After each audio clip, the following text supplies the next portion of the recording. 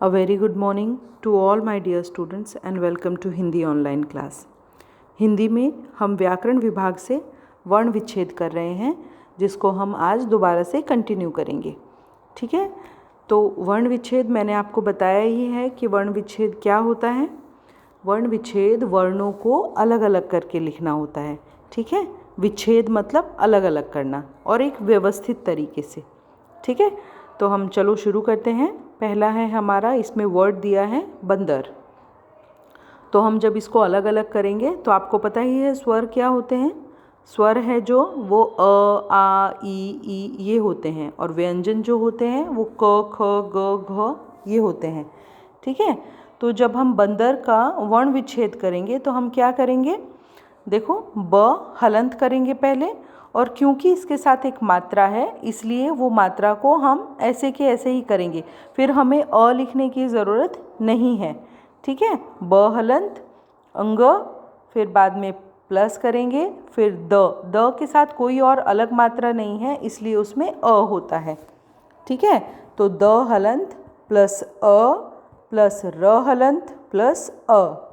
ठीक है, और अगर आप इसमें हलंत नहीं करते हैं, सपोज करो द में हलंत आप भूल गए हैं, तो आपका वो रॉन्ग हो जाएगा, फिर आप दा बना देंगे उसको, बंदार। ठीक है, तो वो आप गलत नहीं करें। आप हलंत हर एक जो आपका वर्ण है, व्यंजन है, हर एक व्यंजन के बाद अपना आपको हलंत लगाना है।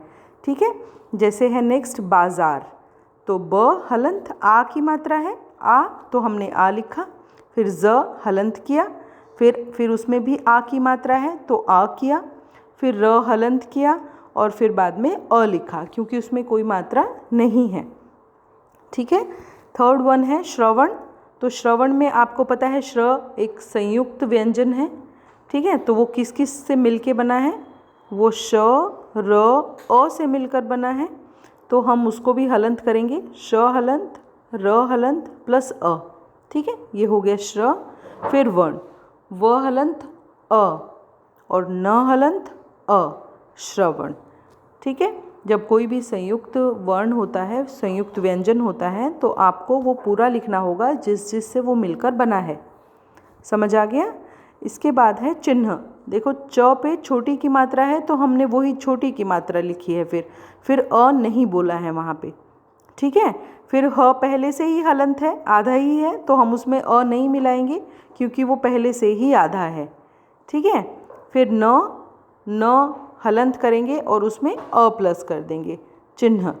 ठीक है, ऐसे ही ये सब हैं, आप इनको समझकर फिर लिखना। अगर आपको कोई भी परेशानी आए तो आप पूछ लेना। जब आप वर्ण विच्छेद करेंगे तो आप एक बातों का ध्यान रखना कि एक तो जब आप इसमें हलंत करते हैं तो उस हलंत को हलंत की तरह ही लगाएं। ठीक है, कुछ एक बच्चे उसको गोल बना देते हैं तो वो ऊ की मात्रा बन जाती है, वो गलत हो जाता है। ठीक है, और कुछ बच्चे उसको अपोजिट साइड में लगा देते हैं, यानी जैसे आपके राइट साइड में ये हलंत है तो आप उसको लेफ़्ट साइड में कर देते हैं तो वो र बन जाता है। जैसे प्रकाश जब हम बोलते हैं प के नीचे आप र लगा देते हैं तो वो ऐसा बन जाता है।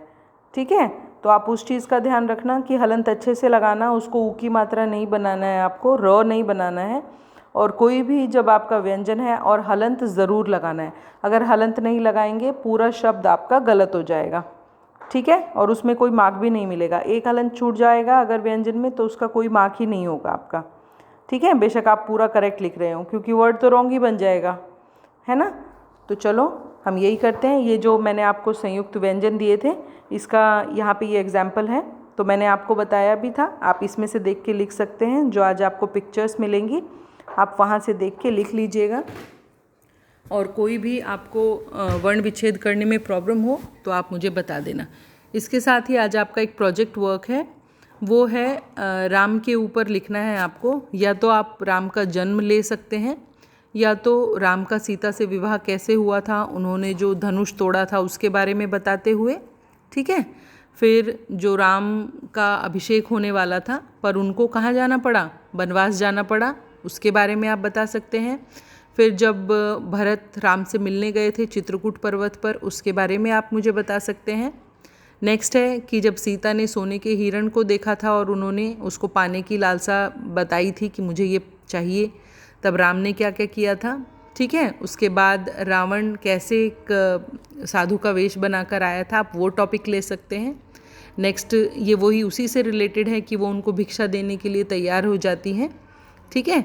इसके बाद हमारा लास्ट टॉपिक रहेगा, क्योंकि हमारा लास्ट लेसन यही हुआ है कि रावण ने जैसे सीता का हरण कर लिया था और जटायु ने उनको बनाया था, जटायु ने उसको बचाया था। तो इसमें से आप कोई भी टॉपिक ले सकते हैं और आप उसमें से 1 मिनट में, मतलब आपको क्या करना है कि 1 मिनट का या 1.5 मिनट का, इससे ज़्यादा वीडियो नहीं बनाना है आपको।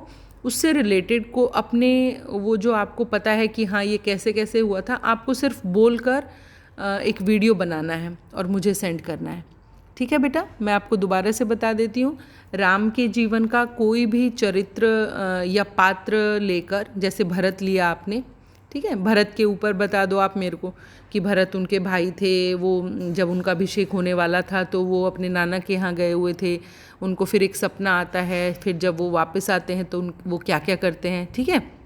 या तो फिर आप लक्ष्मण को ले लो या खुद राम को ले लो, ठीक है। सीता को ले सकते हैं, कोई भी एक पात्र लेकर उसकी व्याख्या कर सकते हैं आप, ठीक है।